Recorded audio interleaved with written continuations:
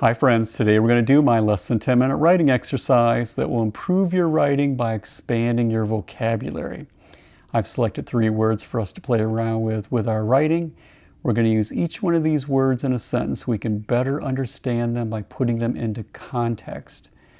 I will give you general definitions, but I've also included links below to Merriam-Webster's website where you can find the formal definitions and pronunciations. The 3 words I've selected today for us to play around with are dampen, equivocation, and contradiction. Dampen, equivocation, and contradiction. Okay, let's get started with dampen. And dampen is a verb, an action word, and it means to diminish the quality of something or to make wet. Okay. The surprising downpour dampened the outdoor wedding ceremony in more ways than one. So you can imagine these people are having this wedding ceremony and this downpour, this heavy rain comes down.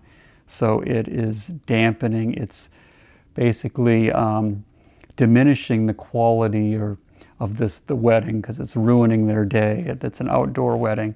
And it's also, of course, making things wet. So that's why I said it's dampening the outdoor wedding ceremony in more ways than one. So that's why I said it like that.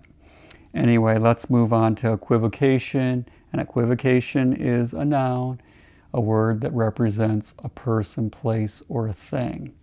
All right, it means evasiveness in explanation. Okay, she did her best to avoid any equivocation so her students could best understand her lessons. So you can imagine this teacher, basically the opposite of equivocation would mean to be clear. She's trying to do her best to not be confusing and she's trying to avoid any equivocation, any confusingness, that she doesn't want to confuse her students. She wants to be clear in her lessons so that they can understand her. All right, let's move on to contradiction, which is a noun, a word representing a person, place, or a thing. And it means something that is contrary to another. Okay, his joyful artwork, a contradiction to his miserable life, gave art historians much to speculate about.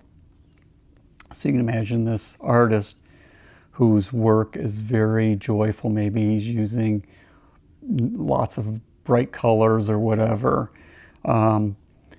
is a contradiction. It's a contrary to his miserable life. So you wonder, why is this artist miserable when he paints so joyful pictures or whatever? But anyway, it's giving these art historians something to speculate or think about.